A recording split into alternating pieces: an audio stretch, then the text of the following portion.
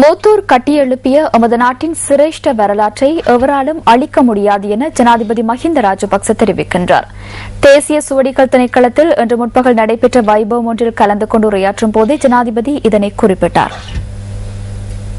தேசிய சுவடிகள் திணைக்களத்தில் நிர்மாணிக்கப்பட்டுள்ள புதிய கட்டடம் இன்று ஜனாதிபதியினால் திறந்து வைக்கப்பட்டது. கொழும்பு தேசிய சுவடிகள் திணைக்கள அலுவலக வளாகத்தில் இந்த கட்டடம் நிர்மாணிக்கப்பட்டுள்ளது.